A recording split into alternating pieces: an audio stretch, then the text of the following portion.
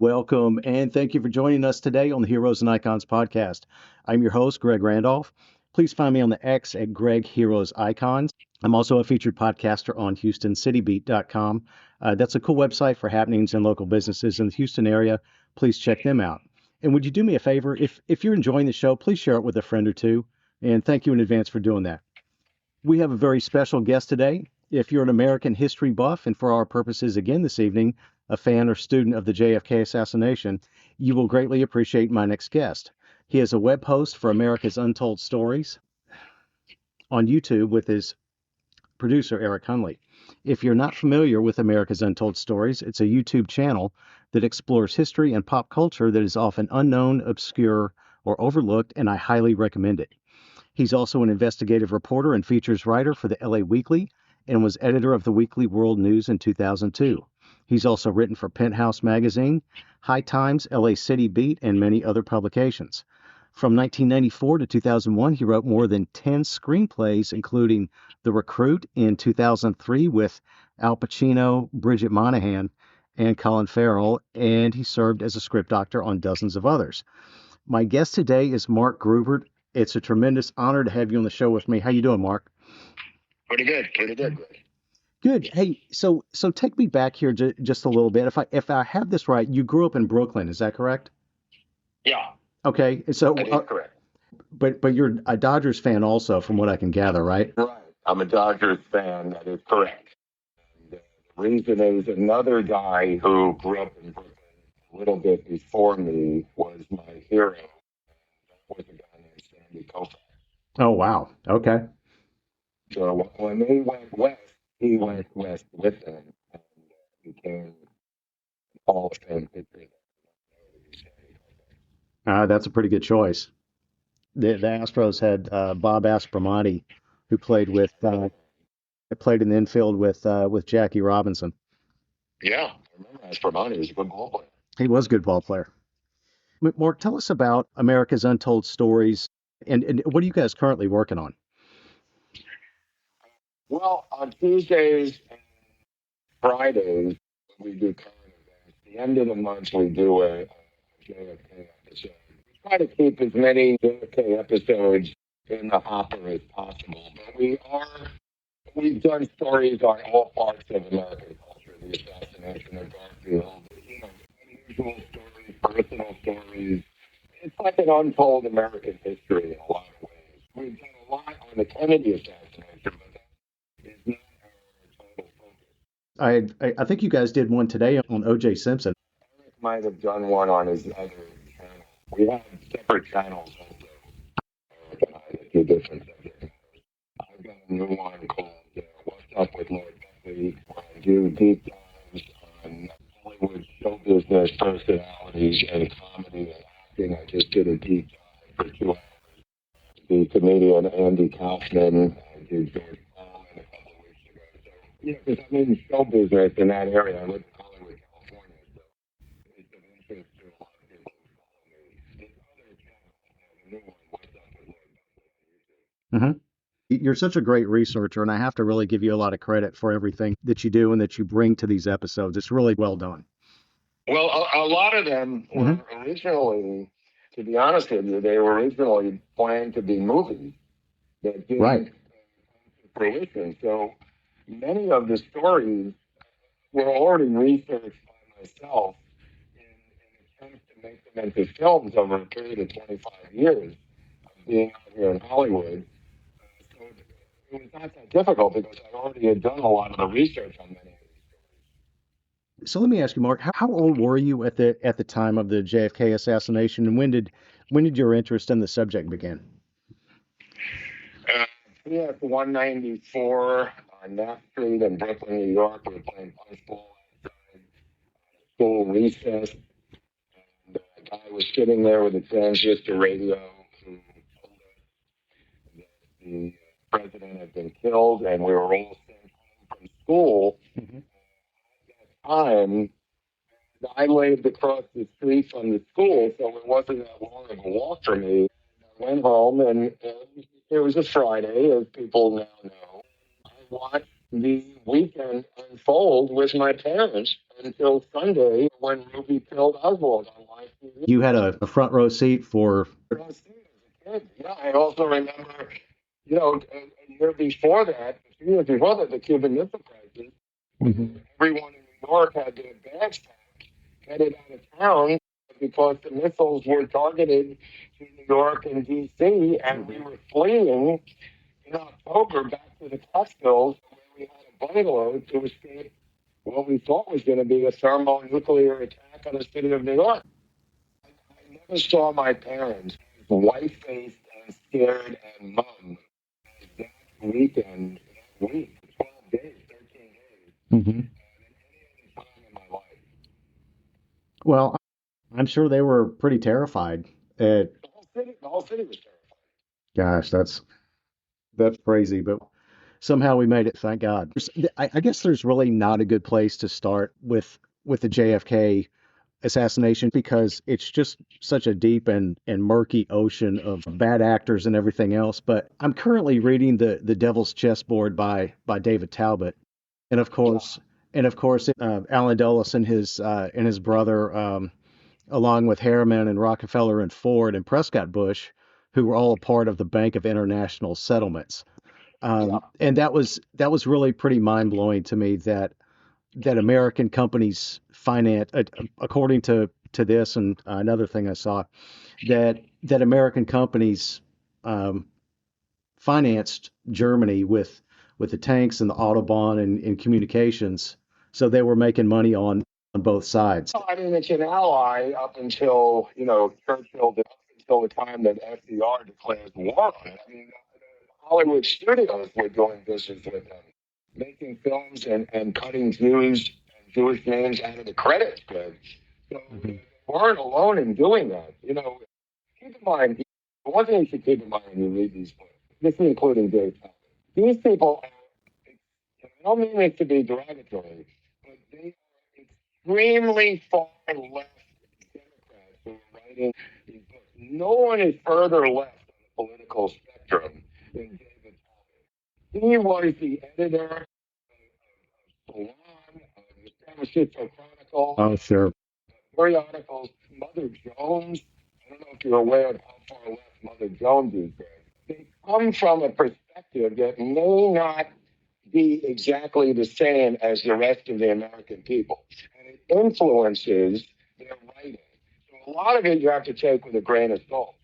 That's good to know. It's funny. I had Jeff Morley on my podcast last August, and he was mentioning he mentioned, maybe not to me, but he mentioned that he was surprised that he had I guess almost a two or twice as many 2-to-1 whatever number of conservatives Republicans that were interested in the topic as opposed to Democrats. I found that pretty interesting. I know, I've heard them say that before. Now, keep in mind, Morley is coming from an extremely far left position. Yes. He only wrote about African American suffering for the Washington Post when he was there. This was a mainstream and is a mainstream Washington Post alumni. Mm-hmm. There's no information on who his family is. There's no information on who his parents were. There's a lot of stuff that you don't know and I don't know about many of these writers, Greg. And you have to put that into your calculations when you're reading what they're writing, not just jump on board as if every investigation is truthful and the same. There's a lot of misinformation Yes. in the JFK genre and the zeitgeist surrounding the research community. And obviously so, intentionally so.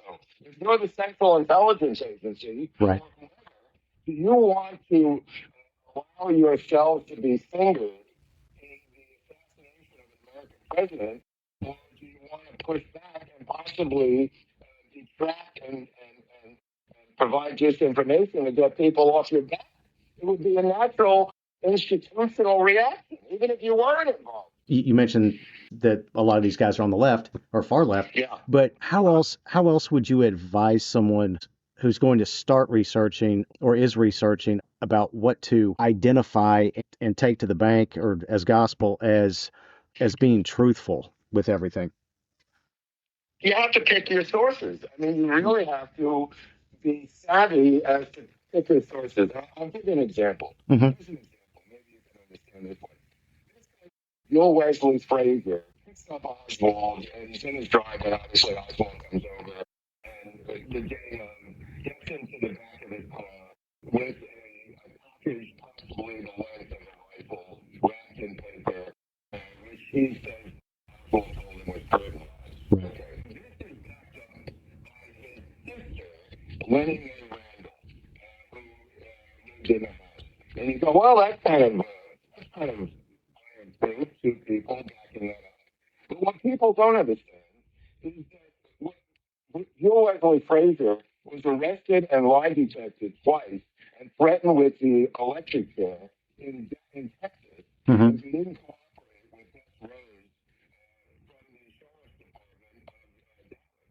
Now, who is Beth Rose? You go, well, he's a guy who's featured in Errol Morris's film A Thin Blue Line in 1980 for framing another innocent man, and that film won an Academy Award as a documentary about this same guy.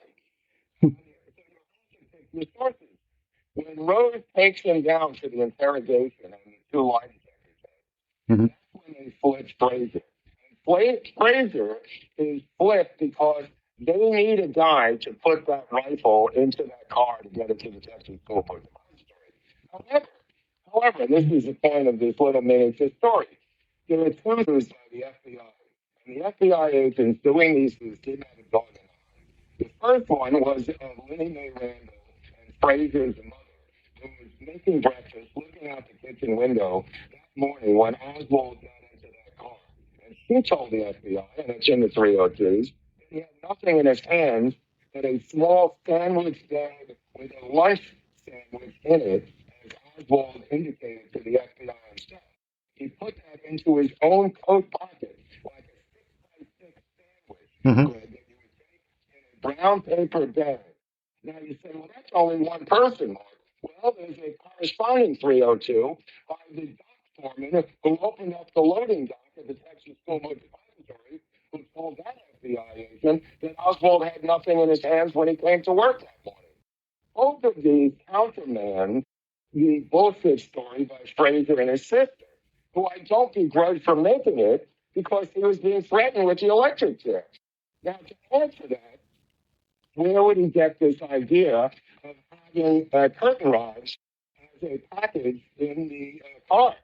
Well, it turns out that his last summer job was at the leading department store in Dallas in the shipping department, specifically shipping out curtain rods. There's really nothing, I guess, that surprises me too much anymore. Have you run across just any particular subject or bad actor or piece of evidence that's really surprised you? Yeah, a million. Over the years, yeah, tons of stuff. Okay. Tons of stuff. Yeah. Yeah. I mean, it would take me a whole day to explain the different pieces in that puzzle. But yeah, quite a bit. Oh, okay. I mean, take the Cabana Motel. Where, you mentioned Jim Braden. Mhm. Jim Braden goes back to room 301 where he was staying at the Cabana Motel.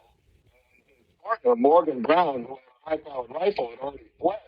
This was after Braden clears himself, extricating himself from Dallas police Mhm. with his phony driver's license after being picked up coming down the elevator at the Dallas Tech building. Right.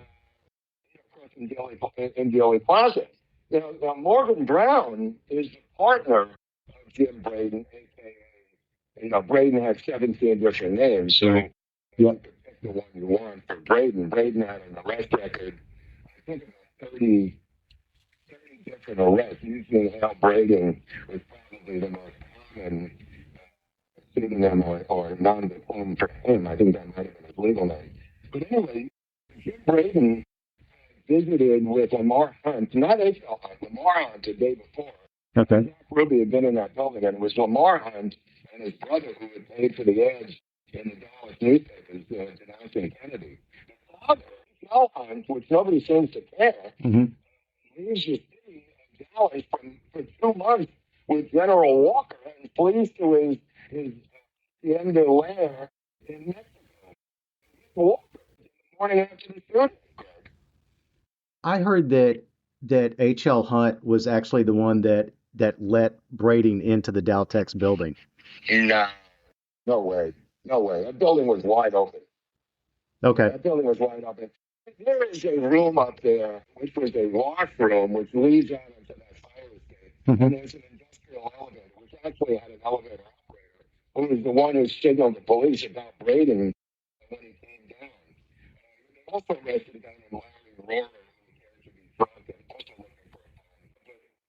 But Braden had a phony driver's license and had, his parole officer back in LA, and he told him he was going to Dallas for an oil business, which may have been true. He was involved in a lot of phony oil deals as a con man and hustler. He also got a an elite membership to the Cal Neva Club, right? Yeah, I mean, he was a minor mobster. He was really a courier, Greg. I mean, a lot, people. He was also caught stealing, breaking into someone's locker there and stealing money out of their locker. He also, one of his scams was to ingratiate himself with wealthy widows and then marry them and then dump them and get out of town. So he was also a con man who was into a lot of different kinds. I remember you saying that in the episode on America's Untold Stories. That's right. We did The an episode. the Yeah. the other thing about him is he just happens to be a block away on the same night as the RFK. Yeah. He lives on Doheny, and the hotel was not a block away, but he was in LA. Okay. Okay. I thought it was. He was questioned by police, and he had quote unquote an alibi. But I mean, his base of operations was Beverly Hills. So not too crazy that he was in Beverly Hills that night. I guess that makes sense with everything going on. How and when do you think Lee Harvey Oswald was marked as the patsy? I mean, was it when Ruth Payne made the trip down south to New Orleans? I think there were a number of taxis. Obviously there was the Chicago taxi. Right. There was the one in Miami. There was one in Tampa. I think there were people floating around as taxis. And I'll tell you another one was Wesley Buell Frazier, who they took his 303 British Enfield out of his house with a ton of ammo, and he was a frequent visitor to a local shooting range. I think he would have been it. I think he knew that Frazier. I think he was a backup to Oswald in the building itself. And they find this British Enfield 303 on the roof of the Dallas of the Texas School Book Depository. And they bring it down the fire escape. The cops huddle up. There's photographs of them. There's film footage of them bringing down the rifle from the roof.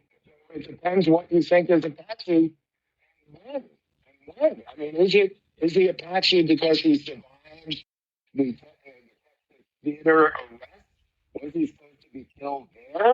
You know what I mean? And then what kind of Apache do you have then? Well, and there's so many connections to this. So I mean, he's connected to David Ferry. He's connected to Carlos Marcello.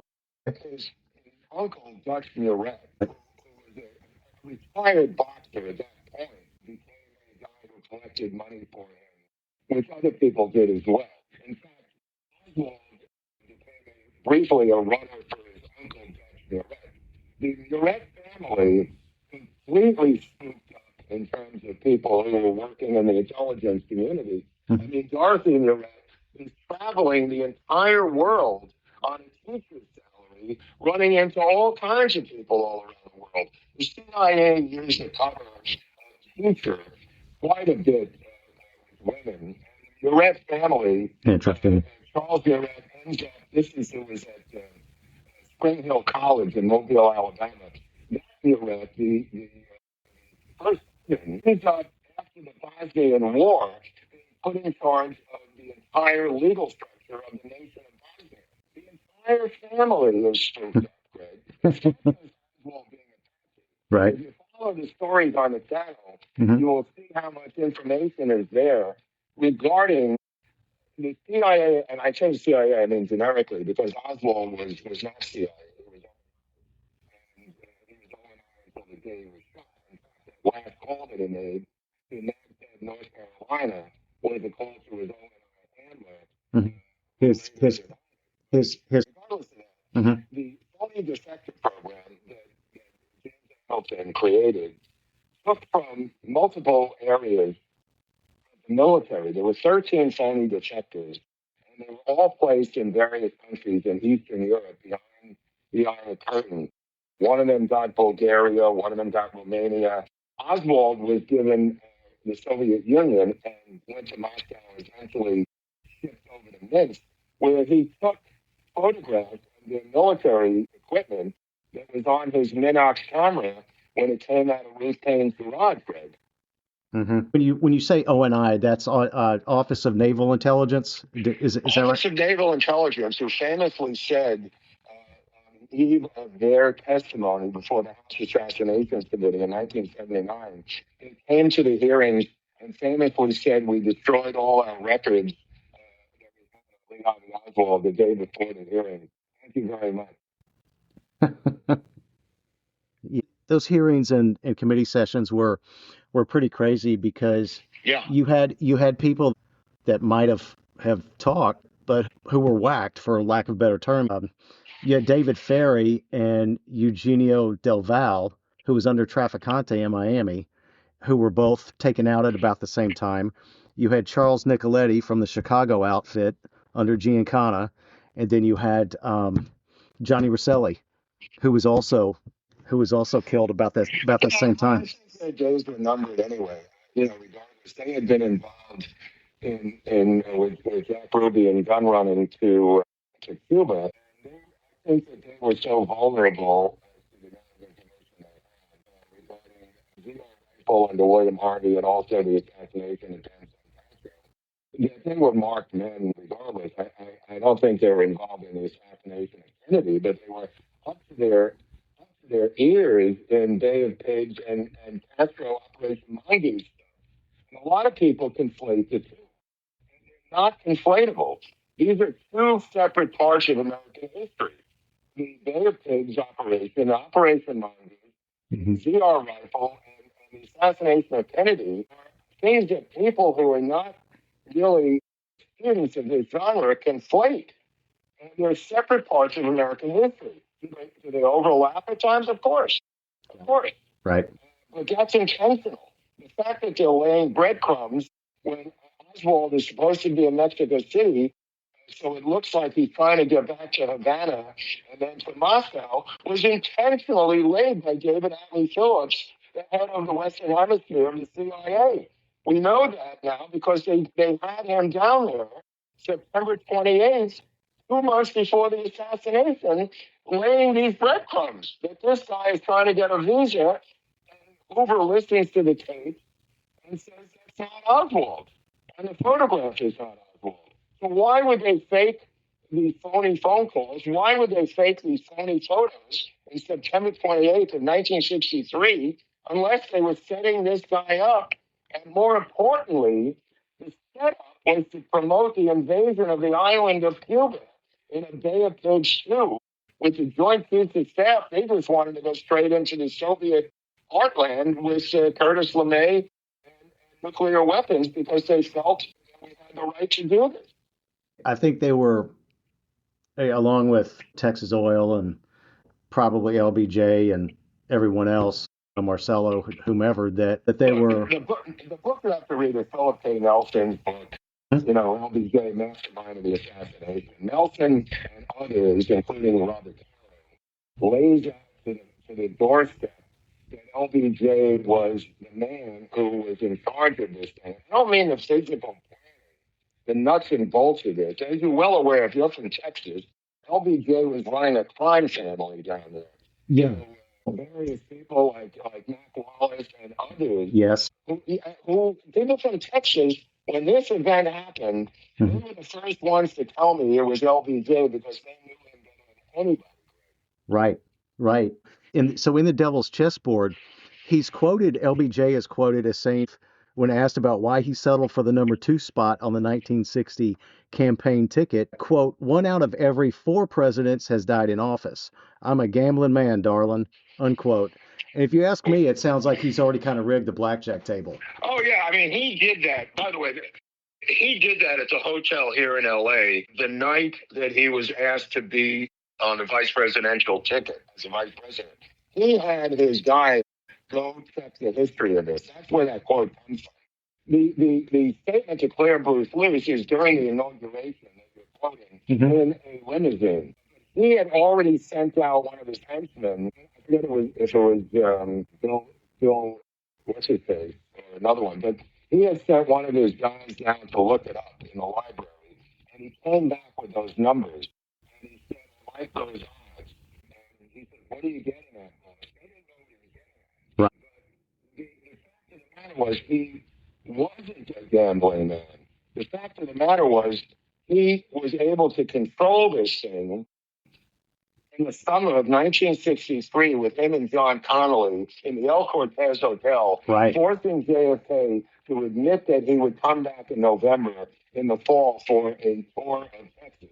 And they pressured the shit out of Greg until he finally said, all right, I'll have it your way. And that was part of what they had to pull off individually as part of the plot. And a lot of people say, well, he was just involved in the cover-up. Bullshit. This guy was in from a penny, in for a pound. The cover of Life magazine, November 22nd, going to be him going to prison and being dropped from the ticket because of the scandals that he was having with his little Lyndon partner, the senatorial aide. That cover was canceled and replaced by the Kennedy assassination. But all of the stuff that Life magazine was getting for months after months after months on LBJ's dirty tactics, and that included taking money from Fred Course, through General Dynamics, $50,000 in a bag every single time, cash money. All of that stuff was being leaked through Life magazine by a guy named Robert Francis Kennedy, the Attorney General of the United States. And that's why LBJ was going down. And he knew it. He knew he was going down. That train had to end, and it would have ended if Dealey Plaza was unsuccessful. John Connolly had not gone to war with Bruno, the advanced man, to change the seat to be at the trademark. The trademark center of the Women's Building. Right. He went to war over this, making up phone calls, altering Secret Service reports. Why would John Connolly give a shit where that speech was? Because it altered the route on which they were going to travel. So the trademark was indefensible. The trademark may have been a backup location for an assassination. The Women's Building, you would drive right into it with limousines. The doors open wide up. The trademark had walks all through the roof of that. You went there and was indefensible according to the Secret Service. John Connolly, who yells out, they are going to kill us all. The biggest argument LBJ ever had was in that Texas hotel in Fort Worth the night before the assassination with John Connolly, yelling between him, LBJ, and JFK, arguing that John Connolly should not be sitting in that front seat of the limo. And he wanted Ralph Yarborough sitting there, as you may be well aware at this time. Now, how do we know this? Because JFK's wife, Jackie Kennedy, said it was the loudest argument she ever heard her husband have with anybody. Wow. Why would this guy be arguing about a seat with John Connolly in that Deathmobile? But for that very reason. But he forced his way onto right, but or he was not exactly. There was more to it than that, because two FBI agents showed up in JFK's suite here in LA the weekend of the Democratic primary. They showed him pictures of the girl he was engaged with. That's right. He and Connor's girlfriend. The photos made LBJ remember that ticket. And that came from Jay DeHoover, his best friend who lived across the street from him for 22 years. Yes. With the help of his best friend, Jay DeHoover, for Christ's sake. Yeah, what a crazy deal. The other thing that I heard was that Marcello was making regular payoffs to LBJ. I'd seen that too. I don't know anything about that. I mean, people were making payoffs to LBJ all through. Usually the Capuzzi brothers were running Dallas, and they were the first ones to visit Jack Ruby when he was in jail. I mean, the Campisi brothers are the ones that filed the $50,000 fee for the hit of Oswald to Ruby. To be expected. You can't expect intelligence officers to all of a sudden be shuffling around money to these guys. That was a mob rub-out. I mean, it's as simple as that. And Ruby didn't want to do it. He kept trying to get out of it all weekend. He'd already taken the money. Oh, okay. I thought it was more of a deal where he was given the hit, and then he didn't do it the night before, so he had to do it on live TV right there, or he was going to get hit. Anyway, you want to slice it and dice it. He was given the money. The off-duty Dallas can bolt his safe to the ground, to the floor in his office. Mm-hmm. Upstairs. He signed over a power of attorney to his attorney and said to take care of my assets and my family loans. The $50,000 would be the equivalent of $365,000 today. Today's money. Not a small amount of money to do what he did. He called up on Friday. He was stalking him on Friday. He was stalking him on Saturday. He called up and at one point this kid who was manning the desk overnight at the Dallas police station said, "Is this Jack Ruby?" And he hung up. He got cold feet Friday night. He got cold feet Saturday night.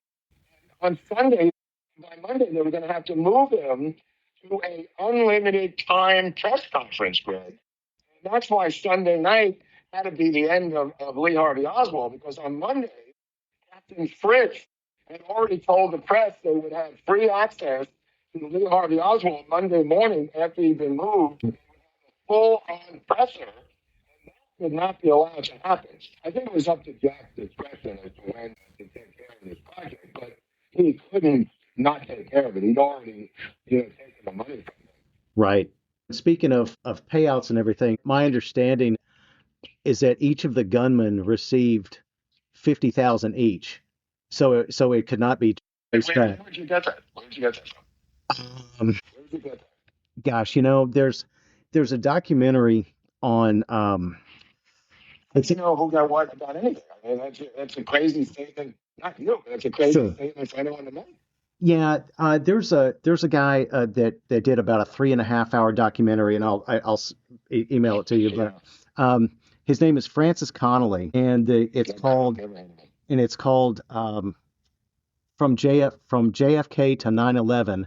Everything is a rich man's trick.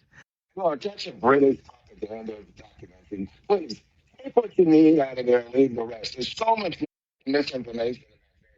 Everybody always mentions that. Be careful when foreign people try to do the history of your nation, Greg. Remember that. And that includes the men who killed Kennedy with Nigel Turner, who put Judith Baker on the map. A complete fraud who began writing a novel in Amsterdam. And then her publisher said, this might be better as a nonfiction book. I once asked Judy Mary Baker when she resigned from the CIA, and that was the last conversation I had with her. Mm-hmm. She admits that she was hired by the CIA when she was a chemist brainiac in school. Well, that's fine. So I said, when did you resign, and did you have any documentation? Oh, she didn't want to hear that, and that was the end of the interview. Yeah. Oh, goodness. There's so many frauds out there. You really got to be careful about tracing.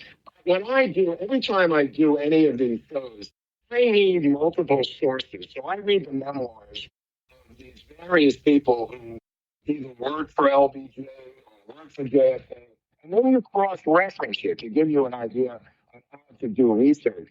You find the index, you find the memoirs of these people, and then if two of them agree on something, then you've got a leg to stand on. But one person in England saying somebody got 50 grand, there's no backing to it. If you look at, if you look at Bill Moyers, for instance, Bill Moyers at one point is the chief of staff for LBJ. He later goes on, the PBS, right? And then you look at, what's her name? The woman who wrote the biography of LBJ. Recently, she's been doing other biographies. But one that was the famous one she did, Doris Kearns Goodwin. Her husband, Richard Goodwin, was the speechwriter for JFK. He stayed on board in the transition for LBJ. The two of them said, why don't we go to separate psychiatrists here in D.C., don't tell them who our boss is, and describe his characteristics to the top psychiatrists, two different ones in D.C. So Moyers goes out, and this is in both their memoirs. This is the reason I'm telling you this. Okay. They both came back, compared notes, and the psychiatrist said your employer is a alcoholic, bipolar, sex addicted, megalomaniacal, uncontrollable liar who has fits of mania and fits of depression. And they looked at each other and said, that's Joey. And they said, we got to get out of here. So Goodwin goes to him, resigns, he gets a position at, like, I think, either Oberlin College or one of these small colleges. And OBJ calls him in his office and said, here's your papers, boy. He goes, what's this? He says, you're going to Saigon. He goes, why? He says, nobody quits me. And he breaks down crying. He was going to send him to Vietnam the next day. Mm-hmm. He rescinds this acceptance of his offer as a professor and stays on with LBJ. This madman, as we have seen him, I mean, he's drinking 2 quarts of Cutty Sark a day, Oh my taking God. out his penis and waving it around, calling it jumbo, What a what a This is one of the greatest cover-ups of all time.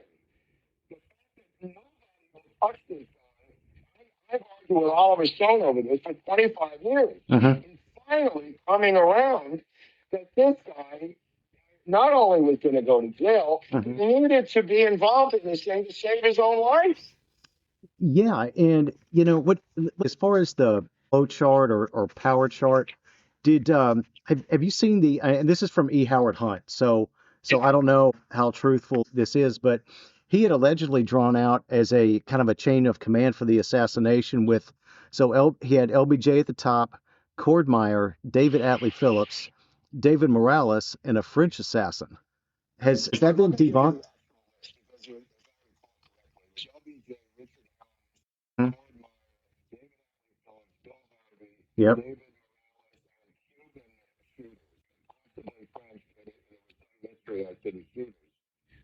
But the real list had Ford Meyer on it, which I never agreed with. The rest of it I do. The rest of it I kind of do agree with. Well, let me. There were so many Cuban shooters around Mhm. at that point that, look at General Walker's men. Look at the crowd that Walker has surrounded him with. Surrounded him. These were, keep in mind that Walker ran the marksmanship unit outside of Berlin. That's what his unit was known for. They won the European trophy every single year that General Walker was in Europe. He was in the sharpshooting contest every single year with his men. I apologize for jumping around, but this is there's so many thousands of different things here. So, what do you make of the recent revelation that Bill Harvey of the CIA did in fact have a few aliases that he used for covert travel with the FAA as William Walker and all that? To be honest with you, I don't make anything of it. I assume that he had that. I've always presumed that. It would be absurd not to. And the fact that they don't want to offend the FAA for providing him an alias to fly under, if they didn't do it, I would be. I mean? It just seems like that goes with the territory. Like just hand in hand. Yeah. Would I don't see that as a revelation to me. I did an episode on William Harvey, which your audience may want to take a look at. Harvey was sent to Rome before that, and if they're trying to get him, the people who believe that Harvey was involved, I don't know how much or if Harvey was involved at all. But this idea that you have to be in Dallas to be involved in the assassination is juvenile. Why do you have to be in the city where it's happening? That would be the last place I would want to be. George Bush Sr., all of these different, Edward Lansdale photos, the three tramps. It's all been debunked. It's all been debunked. I mean, the three tramps have been debunked. We weren't tramps, as hard as that is to believe. Hmm. Lansdale Yeah. was not there. William Harvey was there because he's got an alibi of being in Rome. Why would you want to be there if you were involved in this thing? If you use common logic, that would be the last place I'd want to be. Well, and the higher up that I think anyone was in any of these organizations, to your point, the further away they were physically and had insulated themselves from being associated with it. Now, there's a man named LBJ who takes 2 months off of his duty in August and September to stay at his ranch in Dallas, in Austin, and who visits him? A guy named Dulles. Alan Dulles comes and visits him at the ranch. Now, that's suspicious. It certainly is. I'd like to know more about that one.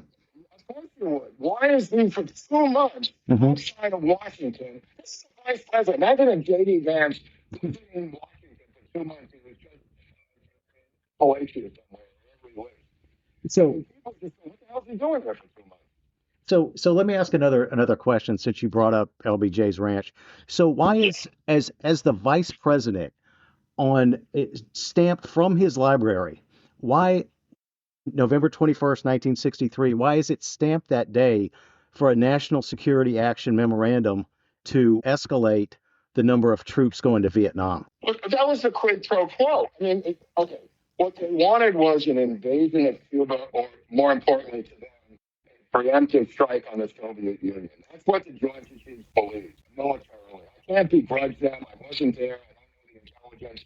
They believed that the Soviet missile strength was rising on a monthly basis. And it would be unfair for them as military experts to not put these proposals forward. Many on the left besmirched this as warmongering. However, from their point of view, militarily, they felt if you're ever going to strike the Soviet Union, now is the time to do it. And they kept giving these proposals to JFK, who, was appalled by this. But nevertheless, that's the time period they were in and we were in at that time. The situation with LBJ was he did not want to attack the Soviet Union. He did not want an invasion of Cuba. Why? Because he's already achieved what he wanted. Ultimate power as the president of the United States. The quid pro quo was to give them Vietnam, which is what he does in National Security Action Memo 273, taking back 263, which was signed by JFK a couple of months before. Now, that being said, all of his friends make a fortune off of this. Helicopter, Brown and Root. So it's not without benefit to him and his friends to go into Vietnam. But Vietnam was a quid pro quo. And in a way, he screwed over the generals by doing this because it was a booby prize. It was a way for him to appease them. And he kind of screwed them over by doing that. They wanted a full-scale invasion of the island of Cuba. They wanted to blame Castro, and they also wanted to go into the Soviet Union. Gosh, that's pretty powerful stuff. Let me ask you this: as far as theories go, are you familiar with an article or an interview um, that Godfather actor Giovanni Russo made that Johnny Rosselli was not only involved in the JFK assassination, but that he made the kill shot from the sewer drain? Completely absurd. Okay. Because I've seen, and I have this book. My friend Yeah. Robert Groden went down into the sewer drain. Yeah. I literally, Groden will explain this insanity about the sewer drain. You see the tires of the car. I literally looked at those pictures like 2 hours ago because I am fortunate enough, I am very fortunate enough to have JFK Absolute Proof by Robert Groden, which is amazing. That's a good book. All three of them are really great. All three of the coffee table books. What are the other two coffee table books? Oh, by hand. Oh, yes.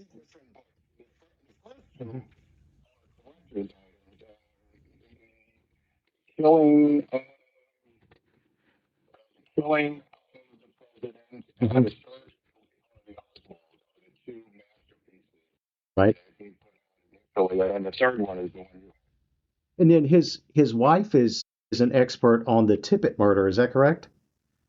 I don't know if he's an expert on anything, but there's a guy named Matt Ducett who has mastered and is the leading expert on the Tippett murder down there. Matt is the main guy. Okay. Okay. Yeah, I don't know what his wife knows about it, but Matt is the main I gotcha. guy. People who just focus on individual things. They're far more expert on these things than I am. I'm kind of just a guy who's into a lot of different areas, but Mm-hmm. people in the JFK research community tend to focus on one area and just become an expert in that area. And tip of the hat to them. Absolutely. And you have the guy with can't recall his name, but he does all the work on the Secret Service. Oh, Vince Calamari, yeah. He is the number one guy on the Secret Service. I mean, this guy knows everything about the Secret. Everything I've learned from these people. I stand on their shoulders. I gotcha. Let me ask you this, and I know you would know this, but so regarding movies and scripts, how close to the truth about the JFK assassination are movies like Executive Action and JFK, among others? Well, Executive Action, that's a long story, but Executive Action was originally written by Mark Lane, and then Dalton Trumbo got involved. And just from a movie point of view, it became kind of messy. You know, it's got Burt Lancaster in it, and it's got some interesting takes on things. You know, the looks presentable. Groden was a consultant on that film as well, and we will be doing a panel on this in Dallas, November 22nd at the Lancer conference about political assassination and Hollywood films. So we're taking all of the Hollywood films and we're looking at them through a lens of political assassination for our presentation at the conference. JFK, the Oliver Stone movie, presents numerous theories. So his film, and Oliver admits this, he's trying to show you a collage of different theories in the course of his film. Executive Action focuses on one single scenario. Mhm.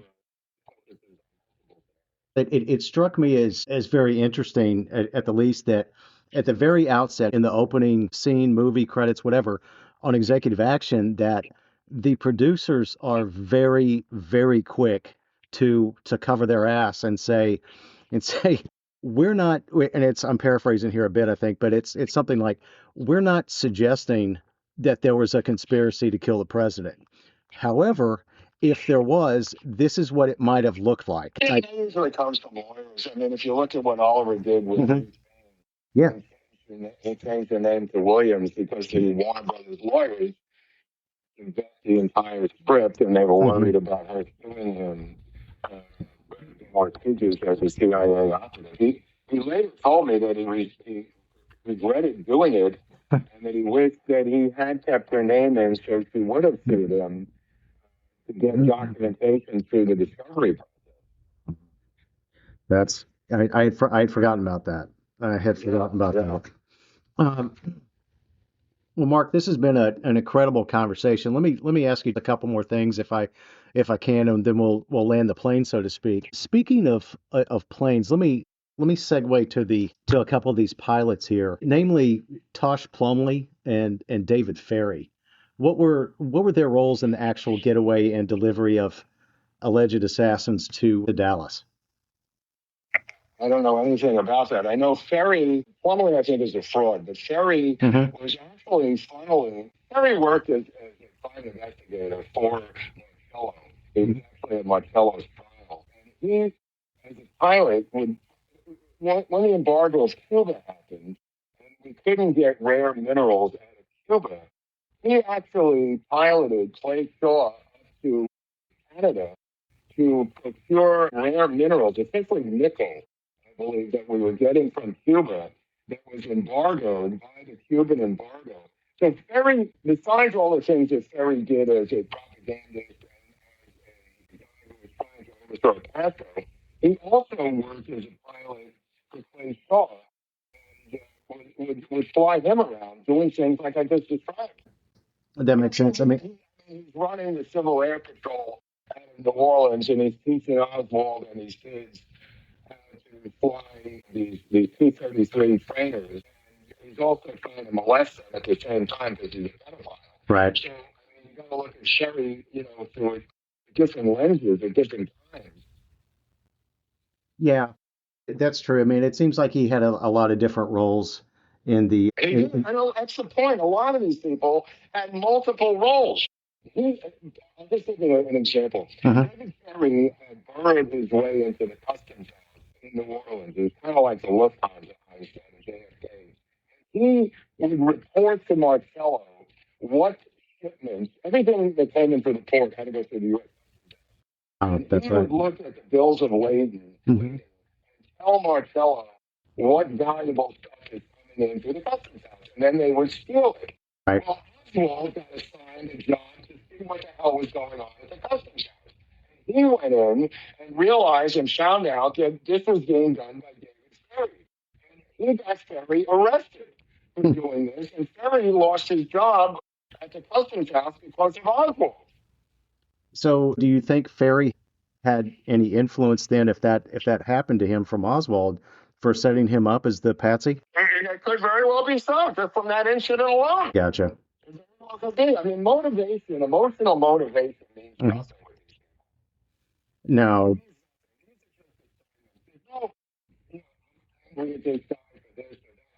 People are doing stuff, for assignments.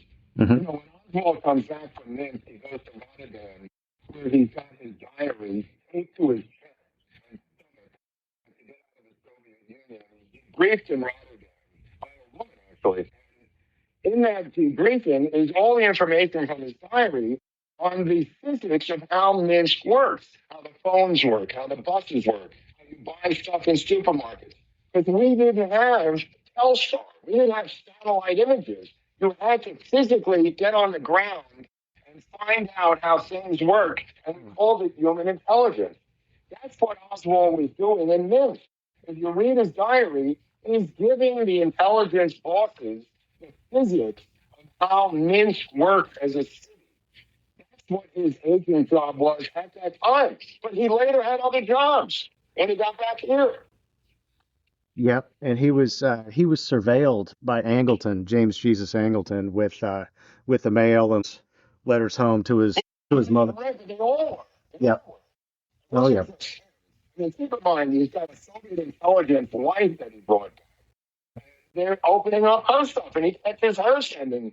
He was sending back like science magazines and stuff that they couldn't get in the Soviet Union. He would be mailing them straight back, to Minsk, which is part of her gathering of human intelligence. People think like spies are breaking into these places.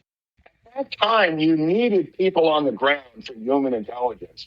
And her job, Marina, was to mail things back to her uncle, who was running the FBI of Minsk. And he caught her doing this a number of times and snapped her around. So lastly, as it pertains to, I guess, conspiracy theories, if the government has not been truthful with us on this, how much of a stretch really is it to throw in the towel a little bit and say, okay, they've lied to us about everything? Well, I mean, look at the series I did on Watergate. I mean, you'll begin to understand how Ted Kennedy orchestrated this Watergate cover-up. Nothing to do with the cock and bull story we were told by Woodward and Branson. Woodward was O&I, was stealing documents from the beginning as an O&I officer. I mean, look at the real truth behind Watergate, and I don't know about 9/11, but I do know about Watergate because I lived through it and I've researched it, and there's many good books on it. Look at the cover-up of Watergate and the White House, the Washington Colburn ring that was going on at the DNC. And you begin to see how these pieces fit together. Well, and the other piece to that, to Watergate, to tie into to JFK, is that regarding Frank Sturgis, that he was one of the burglars because he was trying to recover evidence that would have incriminated him in the JFK assassination. Not really true at all. No. Okay. No, John Dean orchestrated this because his future wife, Maureen Dean, was one of the whores that was in the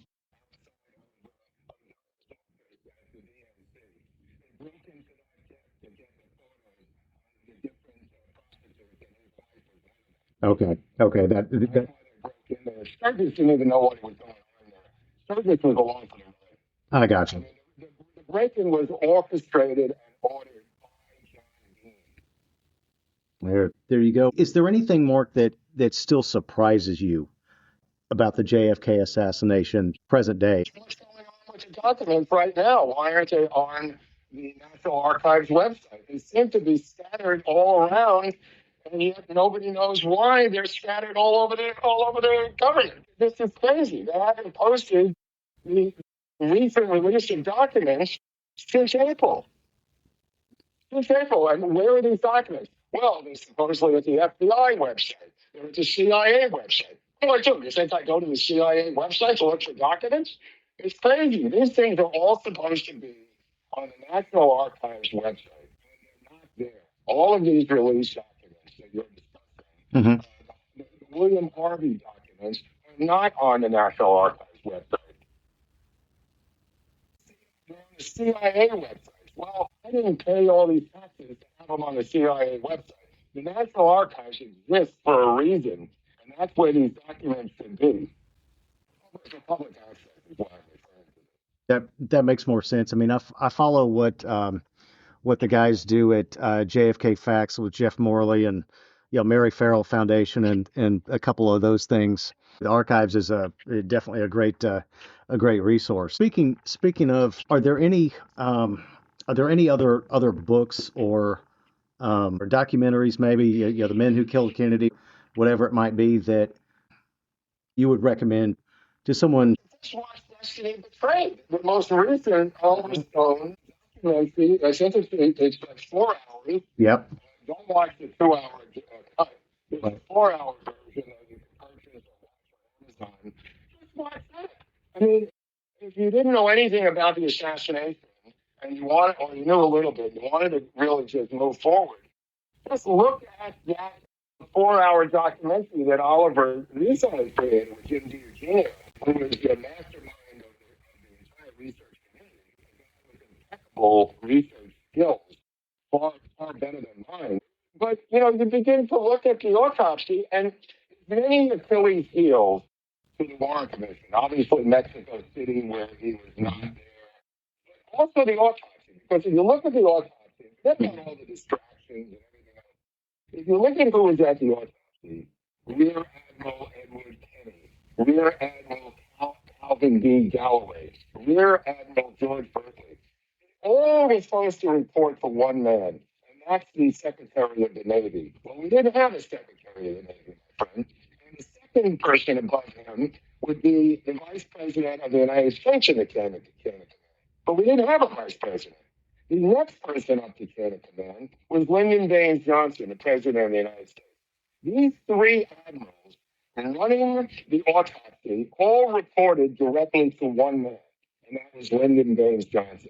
And that's a No, that doesn't surprise me in the least because they had to confiscate the body and get it out of there so they could take the bullets out of the other places and his back and his throat. Well, Let me ask you this. sure.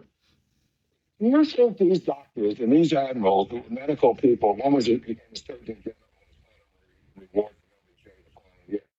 Do you believe that these people woke up that morning and said, I feel like we should alter the autopsy of the dead president of the United States?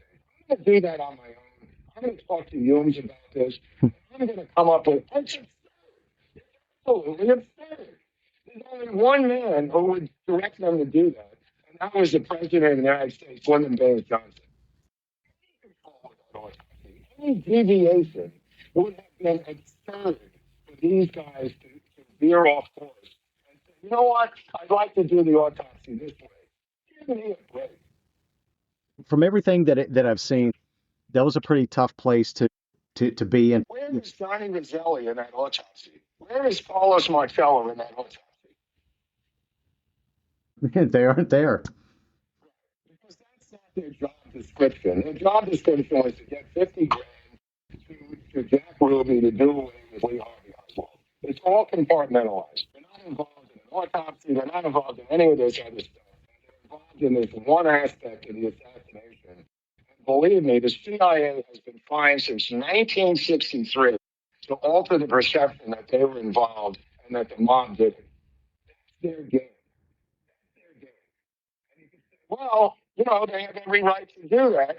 Well, they're a public organization. They don't really have a right to do that. Mm-hmm. But that's the way they have lowered the number on the polling of who do you think was involved in the assassination of the president. Through their efforts over the years and taxpayers' money, they have increased the polling among the American people that the hit was done by the mafia.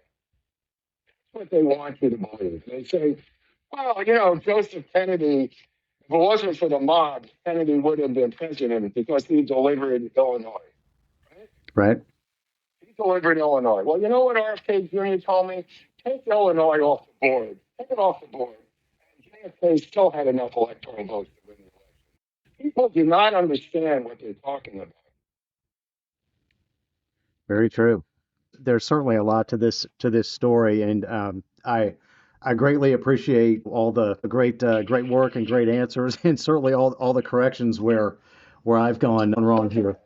No, it doesn't. It's okay because that's why I enjoy talking to you because it's you have to have an open mind and you can't really know all this stuff. It's too big. It's taken me 15 years to get where I am here. I mean, I had to write a 10-hour miniseries for all of us doing the harshest employer I've ever had. So I learned the hard way to find the facts of this case.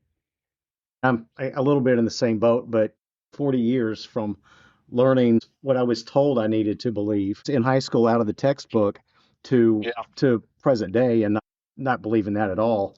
I did. I had to open my mind and go, well, okay, well, hold on. I'll bite here. What if there was a conspiracy? Okay, what happened or what didn't happen? And if I think someone has to be willing to have that thought that they're willing to find something and think for themselves and not just think what someone's telling them to think. Well, the point of this whole conversation is there are forces pushing back against you that are invisible forces that are trying to alter your perception of the events. And it's hardly discernible because that's how they do business. So you have to keep in mind that not everything you read is true. Well, people have to know that not every documentary is true. No, absolutely. They did a great job of creating a whole lot of diversion and chaos in Dealey Plaza that day. Right. And then they've done that also for 50 years in mass media. Oh yeah, no question. And that's a lot harder to discern. You ask Dave Talbot, and I'll tell you this. Mm-hmm. Dave Talbot, who was the far left as a time, it is simply not credible that a man in Johnson's position would have discussed something as extraordinarily sensitive as the removal of the president with a man who occupied Harvey's place in the Oval security hierarchy. And that's his take on this thing. LBJ might be a passive accessory or even an active accomplice, but LBJ was certainly not the mastermind. That's David Talbot. Because if LBJ is the mastermind of this assassination, his entire civil rights democratic legacy crumbles to the ground. So that's why Jackie and Robert Kennedy fought so hard to get that chapter out of William Manchester's book, Death of a President. And that chapter has an interview with Jackie Kennedy where she feels the mastermind was LBJ. Let me ask you one more thing on LBJ. Is there any truth to the allegation that and a lot of other higher ups from across the board were at oil man Clint Murchison's house the night before the assassination? Absolutely. I mean, they had to be somewhere. I mean, for them, it was just a party. I mean, you got to look at it. They're not sitting around in some conspiratorial coven of witches. It was in Dallas. These are his people. To go to Murchison's house is not bizarre to him. He's been there a bunch of times. Right. I mean, where was he going to go? From there, he went to the hotel in Fort Worth. And there's when he has the fight. Right after that party is where he has that fight I was telling you about with JFK about Connolly shooting. The other interesting thing that I heard about that party was that J. Edgar Hoover was there, but someone wanted to debunk that because he was in Washington the next day to tell RFK that his brother had been killed. Yeah, But I don't think he was there. I never believed that. Anyway, there's no upside for him to go to that party. There's no upside for this guy. I mean, look, he's not flying around the country just to go to some party and then fly back. You know, I mean, again, they believe that presence equals guilt. And the fact that him not even being there is probably more factual than him being there. But the fact that people gather in a certain location does not mean that you're guilty of a crime in that location. I mean, I think Dulles, being at the LBJ ranch is far more important to me than Richard Nixon leaving the day before the assassination, where he was legitimately at Coca-Cola Bottlers Association. He was a lawyer. Mhm. But Nixon leaves and he says, which is on the front page of the Dallas Morning Paper, LBJ to be dropped from the ticket. And that's in the paper too that day on November 22nd. A quote from Nixon at the airport. Golly. This story, I tell you what, this story just has so many turns to it. I think the next book that I might get is, would you recommend JFK Chokeholds by James DiEugenio? Yeah, it's a fantastic book. I just had a lawyer on yesterday, Mhm. Andrew Eiler, one of the authors. Andrew's been on, Paul Blow's been on, Right. DiEugenio's been on. It's a wonderful book because it allows you, it's kind of like a Cliff Notes, as I said yesterday Mhm. when Eiler was on. It's like a Cliff Notes of the assassination. So it's easily digestible and it's easily absorbable. Highly recommendable. Excellent. I'm going to check that out. And Yeah. with any luck, I will hopefully get to meet you in person at the JFK conference in I'll be there. in a few weeks. I hope to see you and shake your hand, all that good stuff. Greg, it's been a pleasure. Any other questions? I'll be happy to answer them in the future at that conference if I run into you there. Like I said, we'll be presenting with Bob Gordon. Believe me, the Zapruder film is real. I'll just leave you with that. Yeah, it's I guess real and it was altered. I don't believe it was altered at all. And the CIA would love you to believe it was altered. Love you to believe that. If it was altered, it did them absolutely no good. Gotcha. I gotcha. All Hey, right, I gotta get out of here. But Greg, thank you so much. It's been a pleasure. I love talking to you. You seem to know a lot about the assassination, which is always pleasurable. So I didn't have to fill in the blanks. You seem to know quite a bit. I've done quite a bit of reading. Just be careful what you're reading. So you don't go down some crazy rabbit holes that I'd like you to go down. I appreciate that advice very much, and I'm going to take it. Thank you, Mark. Have a great night. We'll hopefully see you in a few weeks. Greg, thank you so much. All right, everyone. Thank you again for listening to the Heroes and Icons podcast with your host, Greg Randolph. Once more, thank you very much to our guest, Mark Groubert. And you can find the link to his amazing YouTube account, America's Untold Stories, with other links in the show notes for this podcast. Thank you again, everyone, for listening. Have a great night. God bless.